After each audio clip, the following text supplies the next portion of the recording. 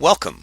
We're here to help you get started with enterprise content integration, allowing you to securely migrate, copy, and synchronize, and fully govern files across all your systems. Whether you're ready to bridge your disconnected storage environments or looking to integrate and deploy a new on-premise system or cloud-based EFS service, SkySync is here. Let's review today's agenda. We have a full program. We're going to discuss what we do and why we do it, give you an in-depth demonstration of how our solution works, included featured demos on job processing, metadata mapping, and permission management. We'll discuss some customer success stories and give you information on how you can learn more about our product. Let's get started. Today's enterprise has document management challenges, and different enterprises have different needs when it comes to content management, especially when compared to smaller businesses. Larger companies need to give their employees the ability to collaborate across platforms and devices so they can work together in real time, wherever they are. Most companies have more than one file management system in place, and a large percentage of those have 5 or more platforms. In fact, it's a mess. Users can't find content, and IT can't get users to put it in the right system of record. There's some challenges. What has happened is users have started using EFS systems, or Enterprise File Share and Sync solutions. And they've started to bypass the traditional enterprise content management storage platforms that IT's had in place for years. Enterprise File Sync and Share, or I'll call it file sharing from now on, is a service that allows users to save files in cloud or on-prem storage and then access them across other desktops or mobile computing devices. File share products are designed to handle the needs of the enterprise with features that are specifically designed to address large companies and the concerns of shadow IT and collaboration. What we do at SkySync is connect enterprise content management, EFSS, and all traditional file repositories together, enabling users to focus on productivity, not platform dependence. Now, there are still plenty of IT challenges in this hybrid world of document management, and you can see many of them listed here. The challenge is users have taken it on their own, or departments have implemented their own favorite file sharing solutions. Solutions like Dropbox, Box, the G Suite of products, Citrix ShareFile, and Microsoft OneDrive, to name a few, have replaced traditional ECM solutions like FileNet, OpenText, Documentum, and SharePoint as the system for collaboration and file sharing. It's really become kind of an IT nightmare. And now these EFSS solutions have matured to meet the needs of enterprise IT. Its security features put control of the content back in the hands of the company and allow IT to watch and manage what people are accessing and sharing both internally and externally. In addition to keep content secure, these features can also help companies meet their compliance standards, and there's also some indirect benefits as well. In a workplace, collaboration is key. 86% of respondents in a recent study blame the lack of collaboration and inefficient communication for their workplace failures. These file sharing solutions have helped with the collaboration, but now you have content everywhere, both in the ECM repositories and the file sharing products. What companies really need is a hybrid solution. And if this sounds good to you, you're not alone. Integration is key, and most people don't have it yet. With more enterprises catching on to the benefits of file shares, adoption rates are predicted to grow continuously. In fact, according to recent research, the EFSS market size is expected to grow by over 300% by the year 2020. Hybrid is the fastest growing deployment option, and it's likely due to the hybrid solution's convenience. Having both on-prem and cloud options allow enterprises to keep more sensitive data on site while still collaborating and scaling up in the cloud. It's also likely that the file sharing market will continue to favor big brands and paid services, the majority either using one of the top 5 vendors like Box, OneDrive, Dropbox, ShareFile, and G Suite, but many smaller niche solutions are still developing. Which one should you choose? Well, you don't have to. Why not have it all? Don't fight EFSS, embrace it with a hybrid solution. But you will need to follow some IT mandates like tighter security features. According to TechTarget, companies who crack down on unauthorized shadow IT and EFS and implement their own systems more efficiently can prevent data leaks, regulatory compliance violations, and employees walking off with valuable information. Companies will need to give their employees more options for collaboration, like access across devices and platforms, and it will create more productive workforce. Hybrid solutions give enterprises a storage environment that works for their unique needs. Companies who feel more secure or required by law to store content on-site can do so, while still taking advantage of the collaborative capabilities of the cloud. So this is what we do. We bridge the silos of traditional ECM with the new file sharing platforms. By moving to these new solutions, there are still some challenges. Most organizations are not able to migrate all their files to EFSS from ECM or network file shares because other vendors have been slow to use this type of technology and build the features in that users really need.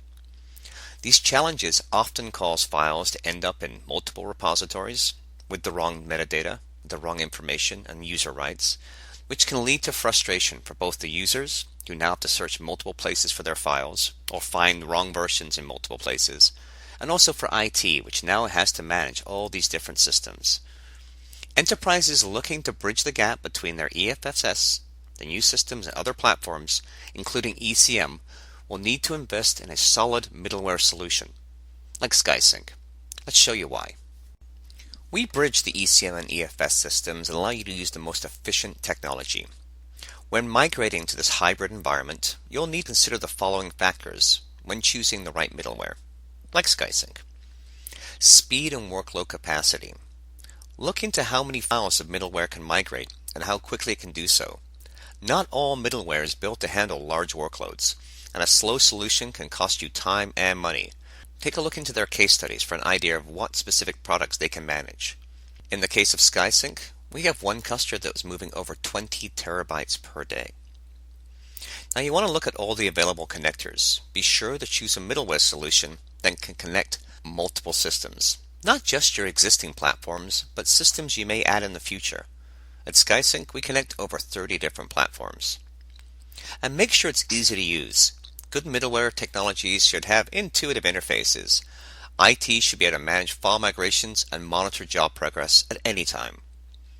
And of course, make sure it's a cost-effective, scalable, and flexible pricing model. If you're using Enterprise File Share for its flexibility, you want a middleware solution that can keep up with it. It should make your job easier, not hold you back. According to Gartner's Cool Vendors in Content Management, SkySync is one of the few vendors that allows you to easily manage and synchronize or migrate files across dissimilar content platforms. And you can simply create a hybrid environment with no coding. Before we get into a demonstration, let's just talk about one of our customers, AstraZeneca. They had over 70,000 users accessing content in hundreds of platforms from around the globe. They needed to consolidate platforms and integrate into just a few file sharing systems. They were able to do this without impacting their users in any way and empowered their users now to store their content in their cloud systems. They're still using our system today, and as you can see from the quote, SkySync was an integral and strategic component to their infrastructure. Let's now take a look at how the solution works. I'm going to pass the stage over to one of our engineers who will now go into a very deep dive use of our product, showing you how it's configured, how the security works, how it integrates with different systems. Our first demonstration will be a deep dive into the major structure of the product, and then we'll go into some smaller presentations and demonstrations specific to areas like metadata management, file permissions, and user access. I'll come back in after the demonstration and provide you a little more information on some customer success stories, how you can reach us, and how we can set up a demonstration of our software working on your networks. But for now, let's start with the demo. Welcome to the SkySync overview demonstration. SkySync is middleware software that streams content from a source connection to a destination connection. It is a direct connection with no cloud-based black box in the middle, and there will never be any file data at rest anywhere in the SkySync system. SkySync is a Windows service application that runs in the data center either on-premise or in a cloud-based infrastructure as a service solution. SkySync uses a SQL Server database. A full SQL Server is recommended when scalability is important, but SkySync can also support SQL Server Express for moderate migration or synchronization needs, as well as SQL CE for very lightweight scenarios. The SkySync Management Console interfaces with the Windows service to surface configuration and administration features. In order to use, SkySync Administrator must understand two primary concepts. The first concept is the concept of connectors. A connection is established between both the source and destination systems. These connectors support authorization and authentication capabilities in order to facilitate the transfer of content from a source to a destination. Using the SkySync navigation interface, the administrator can explore connections and even copy, move, or delete data from any connection to any other connection if necessary. For the purpose of this entire demo, I want to show that the demo library begins as an empty library. There's no content in this library, and throughout the demo we'll be moving and transferring content into this library as part of the demonstration. So the power of the connection can be really seen in the navigation pane. From here, an administrator has the ability to perform ad hoc movement of content from the source to the destination, and I'll demonstrate that briefly. In this case, I'm going to take a file from the bookshelf file share, and I'm going to just ad hoc move that into an Office 365 site and into the demo library. And we'll just do that by dragging and dropping the file over to the demo library, from the file share. We can see that the transfer has already occurred, and if we navigate to the demo library, we can even see that the content is in that location. If we refresh our web page, we'll see that that file has now appeared inside the demo library. We can also open content directly using SkySync. If we double-click a file, it'll open up in the necessary provided system viewer. Again, this capability is primarily used to perform minor ad hoc movement of content or to validate that a connection is viable for use in the job structure. The second and most important concept in SkySync is job control. A standard job is typically created to configure or transfer content from a specific folder in a source to a specific location and destination. A user drive mapping job is a special type of job that we call a parent-child job. The source is pointed at the user root location in the source system. The destination is pointed at the user root location in the destination system. Automatic user mapping can be implemented to link source and destination users by account ID, account name, or a custom CSV or in some cases LDAP queries when an Active Directory user shares the source system. When the parent job is executed, SkySync automatically spawns a child job for each user, included in the mapping configuration. This allows for highly parallelized migration that dramatically improves migration or synchronization process duration. A folder mapping job is also a parent-child type job.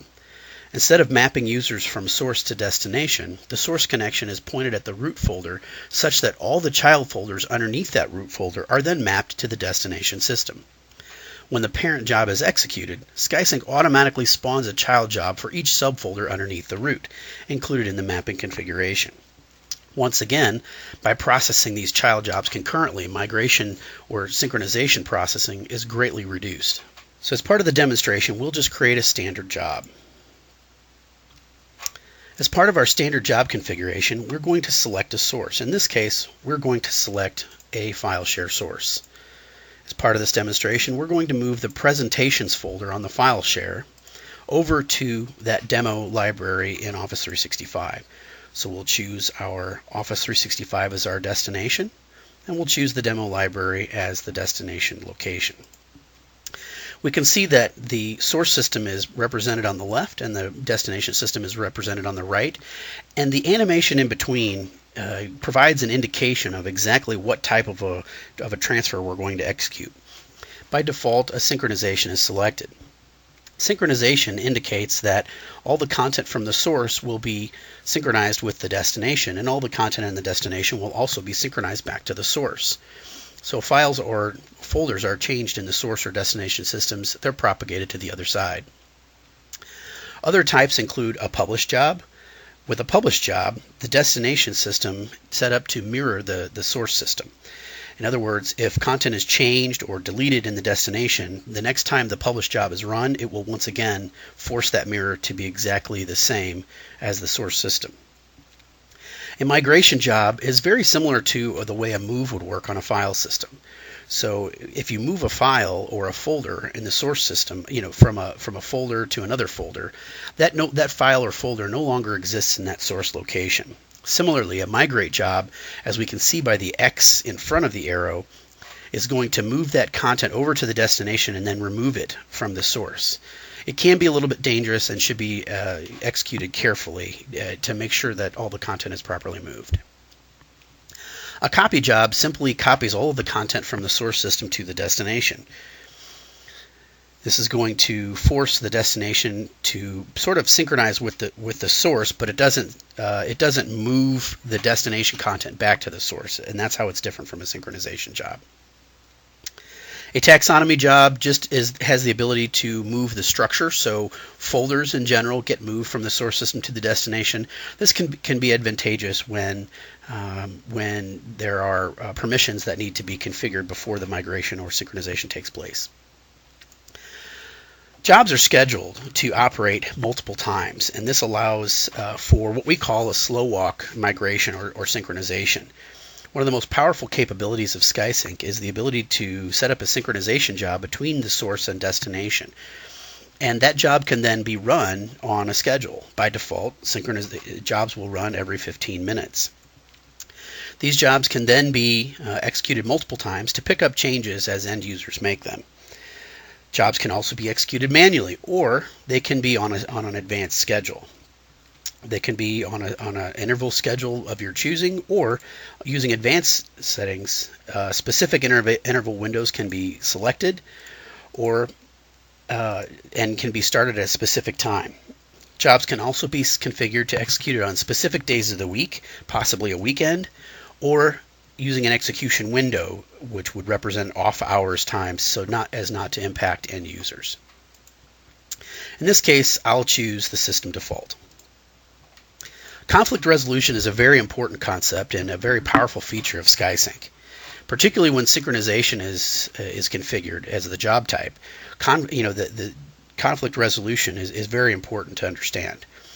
If a user changes the content on the source system and another user changes the content on the destination system at the same time, conflict resolution can determine how those changes are propagated to the other side. Using conflict copy, when the system detects that the file has been updated since the user began editing, conflict copy will append a date on the end of the file, and then that new dated file will then be synchronized back to the source system or to the destination. This ensures that there are no overwrites of modified content, but it can also result in duplication of content, so it's very important to be careful with that. When prefer latest is selected, then it's a very simple scenario of last in wins. The most recent version of the file that is saved will be propagated to the other side. Prefer source causes the source to be preferred, so that if a file is changed on the destination, it will be overwritten by the source.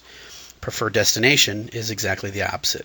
If a file is modified on the destination system, it will cause the source to be overwritten. A failure simply is the way that the system will guarantee the most profound way of not allowing data loss.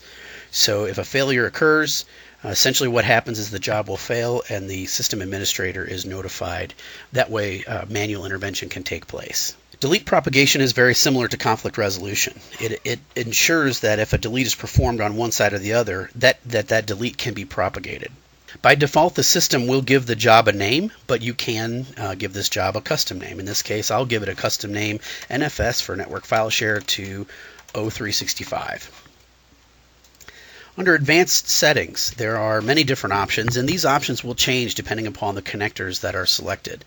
The category just gives us a little bit of a way to filter the content. We can see towards the top of job control that there is a category selection here, particularly when there are a lot of jobs in play. There can be thousands of jobs in this UI.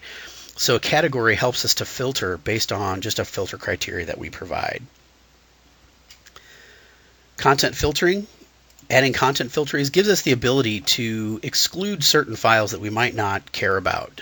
For example, the thumbsdb file that gets created in a picture folder, or executables or programs that, DLLs or PowerShell files that we might not want propagated to the other side, or possibly those temporary Office files that get created when you open a Word document.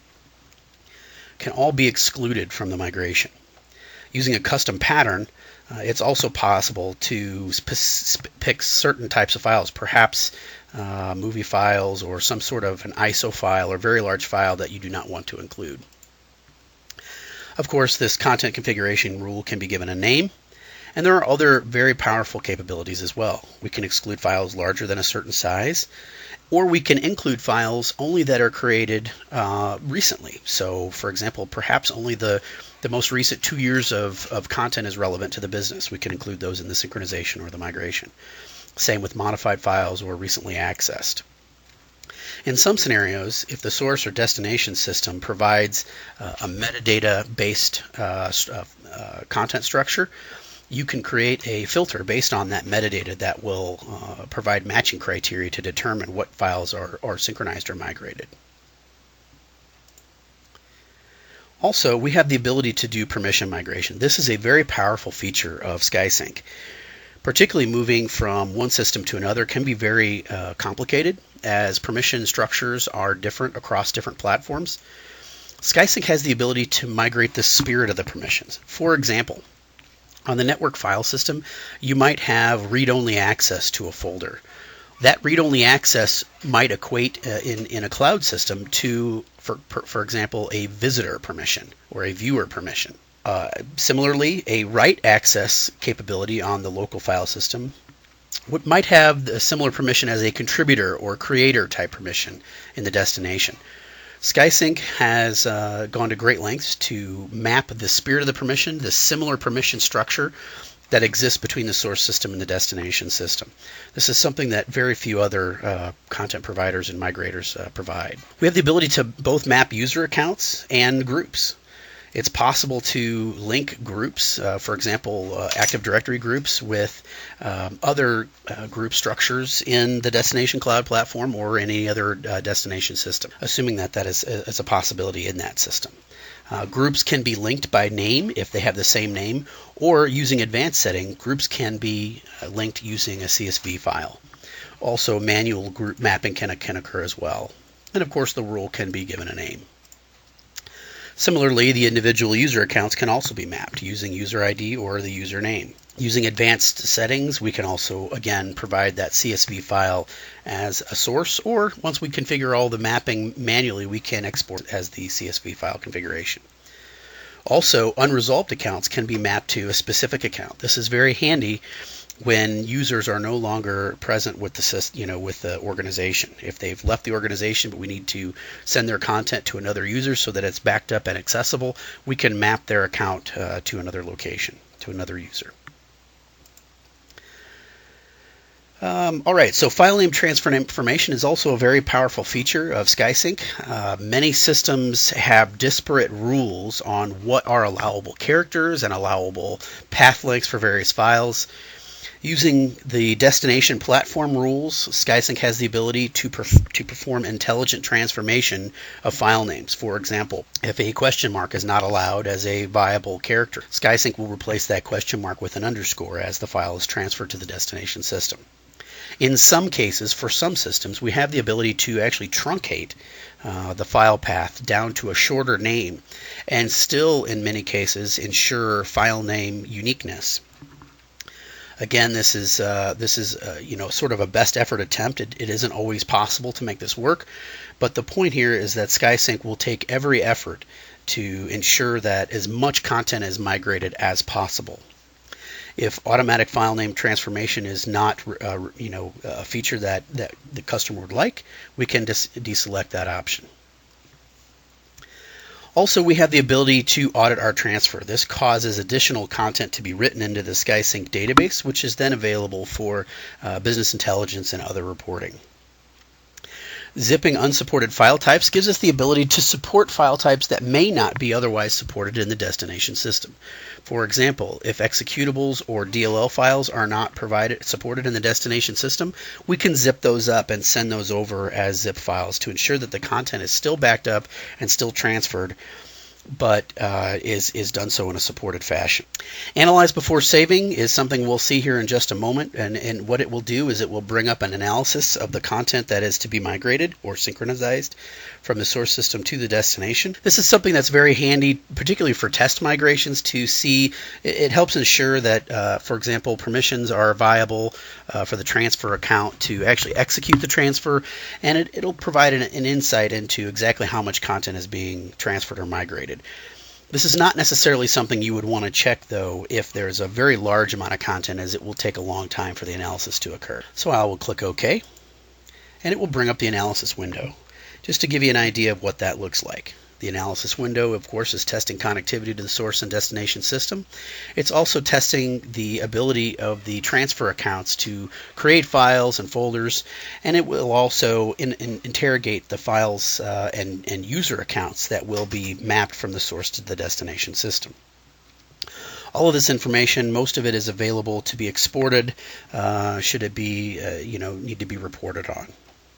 At this point, I'll click OK, and the synchronization will kick off here shortly. Just to get that going, I will click Start to get this going quicker. What's going to begin to happen is the content from the file system is going to begin to be transferred into the destination platform. In this case, the presentations folder from the file share will be transferred into the Office 365 demo library. Notice, however, that we have one job running here. So that one job is executing, that one process is executing this entire migration. A more effective way to do transfer is to, again, use the parent-child structure to spawn multiple jobs. If I have a shared location for perhaps the bookshelf folder, and it has several folders underneath it, we have the ability to automatically spawn those child jobs, one for each folder. So imagine, instead of a single folder processing, you're processing 6 folders at once, which can make the job processing much more efficient. At this point, we can see that the job has completed. If we right-click on the job, we have the ability to view job history. It will show us if there are any failures in the job history. It'll give us a little bit of an overview, the amount of content that was transferred, the number of files that were created or folders that were created, and it will give us the ability to audit the actual content for the source and destination system. If there were any renaming operations or transformation operations, we'll see that in here. We'll see the new name in the destination platform. We would also see permissions managed as part of that audit trail as well. So just to show that the content has moved over, we will refresh our browser and show that all those files have indeed migrated. SkySync also has features around scalability and bandwidth management. SkySync operates, as I mentioned, on a multi-threaded mode on both the source and content and while releasing to the destination. The method for multi-threading the source content is to create additional jobs. So we can create jobs by folder, create jobs by user, preferably using that parent-child structure for the user drive mapping jobs and the new folder mapping jobs. However, it's also possible to multi-thread the destination rights.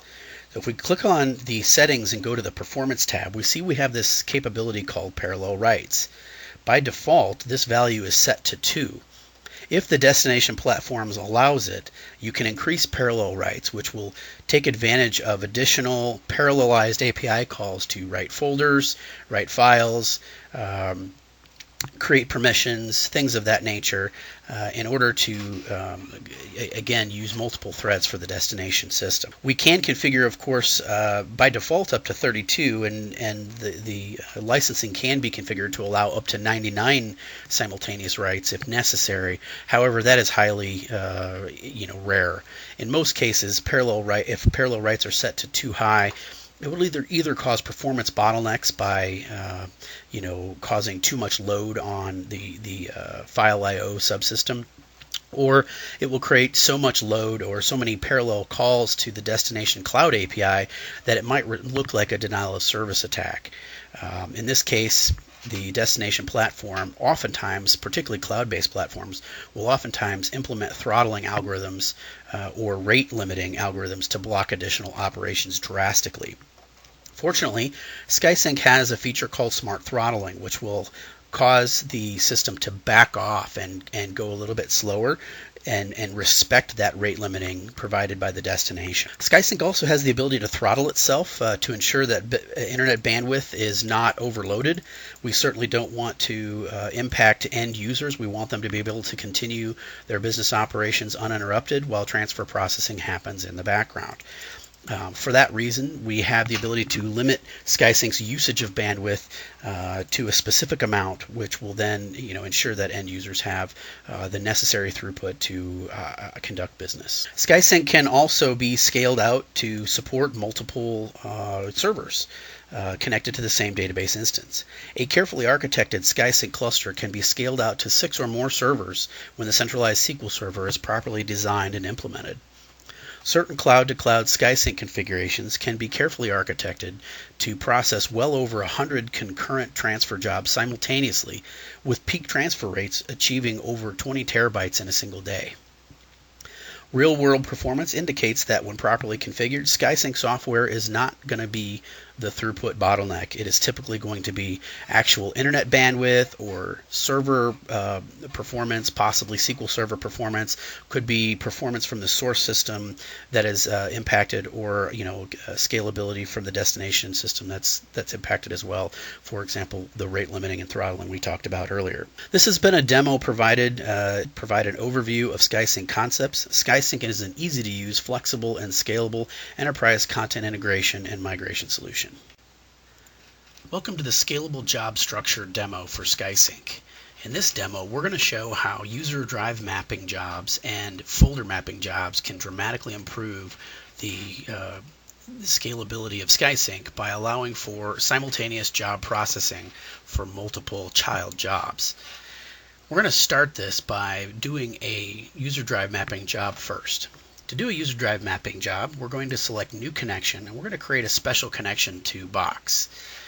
In this case, we're going to hit the Advanced button at the top and select List Content for all users in the enterprise. Using this feature allows us to migrate individual user share accounts to actual Box accounts, as opposed to just a specific share in a Box, specific Box account. So we'll start by entering our co-admin credentials.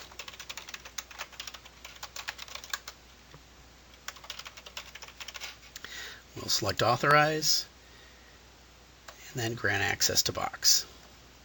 So if we go into navigation, we'll see the new test user Box account, and ultimately we're going to be migrating what will be essentially the U drive or a user share into these accounts. So I'm going to migrate that into a U drive subfolder into each account for the matching Box accounts. We can see that U drive subfolder doesn't exist right now. So we'll click Home, and then we'll go to Job Control, and we're going to click New User Drive Mapping Job. From here, we're going to select our source as our demo account, our demo users share, and we can see that we have users 2 through 7. We'll choose that.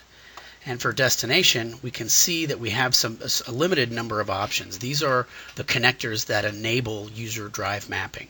So we're going to select Box, and we're going to choose our new Box connection that we just made with our co-admin. We'll choose that. I'm going to go ahead and I'm going to mark, I'm going to set up a convention path here for U drive so we can see that folder gets created in each individual's account.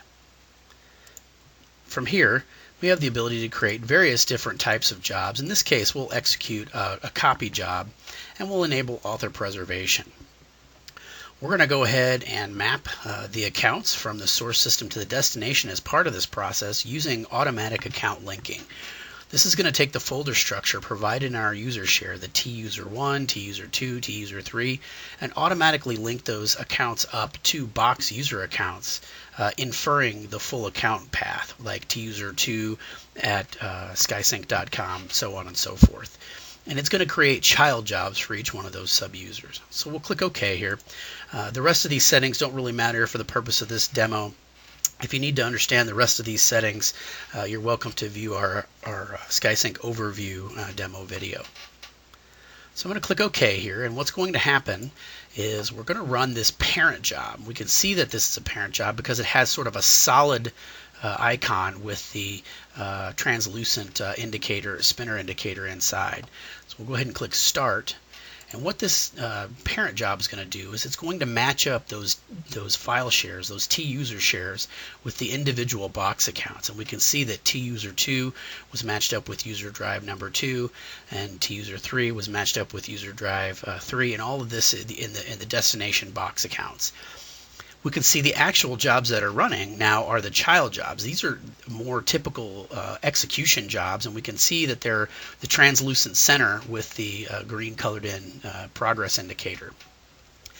So these are going to run now for the next couple of minutes, and essentially all the individual content is going to be migrated from each of these user shares into the individual box user accounts in the U drive folder.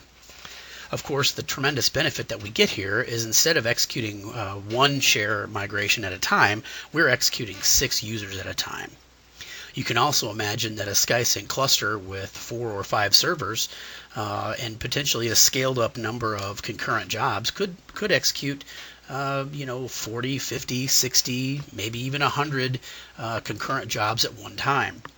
If your organization has many thousands of users, this is a tremendous benefit to the overall throughput of the project, and it will shorten the overall duration of the migration.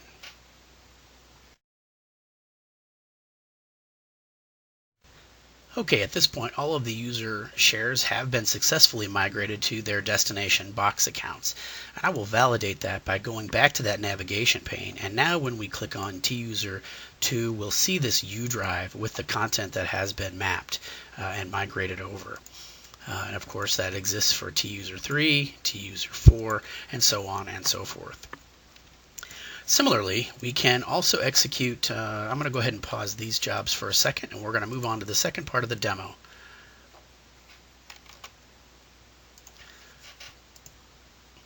Similarly, we can create a folder mapping scalable job structure that will migrate a group of folders underneath a single root folder as child jobs. So to see how that works, we'll click New, Folder Mapping Job, and we will select again a share. This time we're going to choose our documents share, and what we're going to do is choose the documents root, and then a child job will be created for each of these 6 subfolders, and we'll choose that root. For the destination, we're going to choose another box account, this time RH test 1, and we'll create a new subfolder called folder job demo. And again, we'll just select that folder job demo, and we'll select a copy job, and all the rest of this content will operate just fine. The rest of the settings will be just fine. So we'll go ahead and click OK. And again, we have now this new parent job for creating all the child jobs for each of the subfolders. So I'm going to click Start.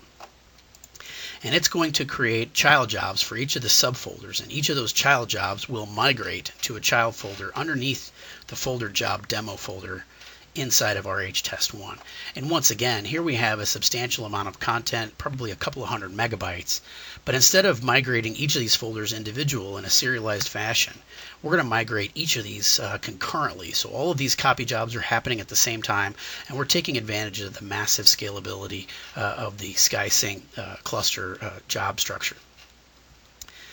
So each of these will take varying degrees of time to complete. We're not going to wait for those to complete, but what we can do is we can go to the job control, and we can see, go to the navigation, and we can see under RH test 1, we'll have a new folder called folder job demo, and we can see that each of those folders have been indeed created, and the content is beginning to come across. So as that job completes, that concludes our demo of scalable job structures. This demo has been created in order to help you understand the tremendous parallelization power and scalability of executing multiple jobs at the same time using a parent-child job creation structure. In this demonstration, we will show you how to use SkySync metadata mapping in order to migrate content from one source system that has metadata associated with the documents to another system that's able to accept that metadata. In this case, we're going to migrate from SharePoint, a document library called Invoices that has various metadata fields associated with it, over to a box share. This box share is just a standard folder in Box, but we did go ahead and create a metadata template using the Box administrator, global administrator account. So the first thing we need to do is we need to create a connection to Box that is aware of that metadata template. So I'll put in my credentials.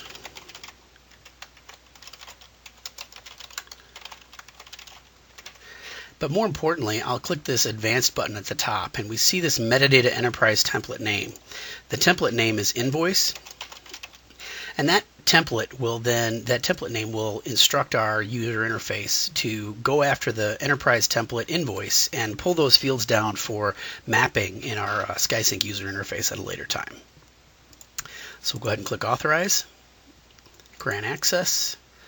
And just to get a look, we'll go into navigation. Again, we'll look at this new Box account, and we'll see that invoices is there with this subfolder that I pre-created. It's empty right now.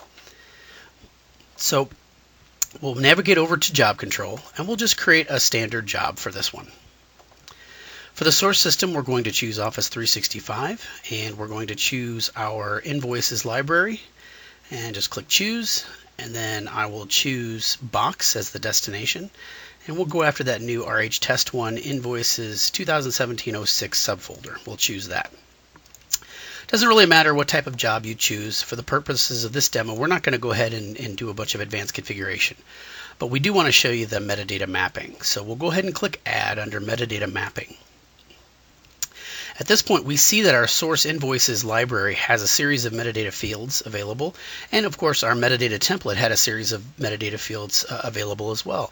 At this point, I can simply drag and drop the connections from one side to the other and just help our user interface identify exactly what needs to be mapped into what field. So we've essentially mapped the appropriate fields from the SharePoint document library over to the Box metadata template. And we'll just use the accepted default name and click OK. So I'll go ahead and click OK to start the analysis of the job. Analysis is going to give me all the information necessary, saying yes, I do have the permissions to migrate this content and map the metadata over. So I'll go ahead and click OK. And then I'll select Start for the job. And this is going to begin to migrate. I think there's just a handful of documents that are going to migrate over. So at this time, we're establishing a connection between Office 365 and Box, and we're identifying the 3 files that need to move over. And of course, as we're doing that, we've gone ahead and migrated the metadata as well. So at this point, if I go over to my Box user interface and I click Reload, I can double click on or click on one of these files here and just bring up just a sample invoice that was provided as part of the demo. And if I click on details and scroll down, I can see that we've got all of the invoice details that have become available because they've been mapped over from the source system. So I can try the second one and see that, again, additional values have been mapped. So that's been a demo on how to migrate content from one system to another where both systems support metadata. And we're able to use SkySync to map metadata from the source system to the destination system. And this also works with SkySync synchronization as well. Thank you for viewing this demo. In this demonstration, we will see how SkySync can perform user and group permission mapping from a source system to a destination system during the migration or synchronization of content. In this case, we will be migrating a couple of libraries out of a file share. And if we take a look at these libraries in the file share, there are a couple of user groups. For the presentations folder, we have a demo group 1 user group assigned. And for the white papers folder, we have a demo group 2 user group assigned. We're going to be migrating it, in this case, to Citrix ShareFile, just to change things up a little bit. We'll be migrating it to a shared folder called Bookshelf inside of a demo location. Currently, there is no content in this folder, so we'll be migrating content into this folder, and then we'll show how some pre-created groups, also Demo Group 1 and Demo Group 2 in ShareFile, have been assigned appropriately. Of course, the concept of permission migration from a file system to a cloud platform is a little bit different. But SkySync likes to think of it as migrating the sort of the spirit of the permission. In other words, if you have read access on the file system, you might get a visitor permission on the cloud platform. Or if you have a write access on the file system, you might get a contributor permission in the cloud platform. SkySync has gone to great lengths to try to match up the permission structures with each of the cloud platforms, connector by connector, to take care of some of the differences in the different systems. So we've already got a couple of connections created. We've already got one created to our local file share. We've already got one created to Citrix ShareFile. So what we'll do is we'll go into Job Control and we'll create a new folder mapping job. In the source system, we're going to select the file share, and we're going to choose that bookshelf, which has the presentation and white papers subfolders. In the destination system, we're going to go ahead and choose Citrix ShareFile, and we're going to choose that demo folder in that bookshelf location. So we'll choose that, and we'll just set this up as a copy. One thing to note for migrating content, particularly from cloud to cloud, when you think about content filtering, there is an important setting in here for permission migration, and that is to exclude files in shared folders. If you think about maybe permission migration like shared folders in Box or in some other cloud platform, if I have a shared folder in Box, it sort of shows up as a shared folder right in other user folders where the content is shared to. So if I were not to exclude files in shared folders, then essentially I would be duplicating content, because not only would I be migrating and synchronizing over the content for a specific user account, but I would also be synchronizing in any other shared content that's shared with that user as well. So typically if we're doing cloud to cloud migrations, we do want to exclude files in shared folders. But in this case, we're doing a file system to a cloud platform, so we're going to go ahead and click Enable Permission Migration. We're going to map groups, and we're just going to automatically link those groups by ID. I did name them the same, so they will match up. And again, matching user accounts, we'll click OK. And I did want to mention that one thing that we'll see happen is I'm going to analyze this before saving, and what we're going to see is a couple of warnings that are going to occur, and I'll just go ahead and click OK here. And those warnings are going to be for a couple of source system accounts that I have that don't match up to the cloud platform. So those are going to cause warnings in both the analyzer and eventually into the job history itself. There are just some group accounts and some local accounts on my file system in my share folder that don't line up with what the account structure is in ShareFile. So just a couple of warnings there, and we're going to see that. We are going to go ahead and click yes and continue the job even though it has warnings. We'll say yes here as well. So we've got the jobs have been created automatically, one job for each of the folders. And again, I expect these jobs are probably going to turn yellow, and there they go. So as these documents get migrated over, SkySync is automatically propagating the permission structure over and is going to propagate, particularly we're going to be able to see those groups propagate over into ShareFile. So we'll give this just a couple of moments to complete its migration.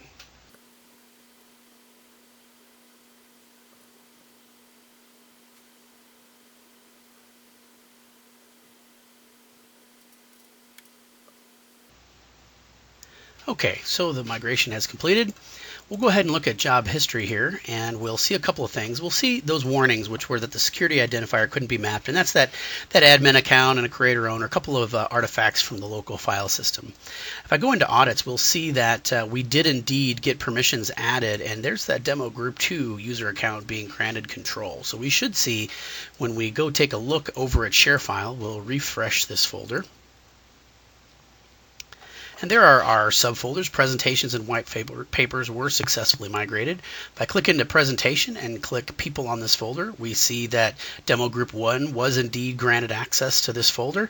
And I'll go back to bookshelf and look at white papers, and we should see that demo group 2 was granted access to this as well. So you've seen his demo here of SkySync successfully migrating user and group permissions over from the local file system over into the cloud platform.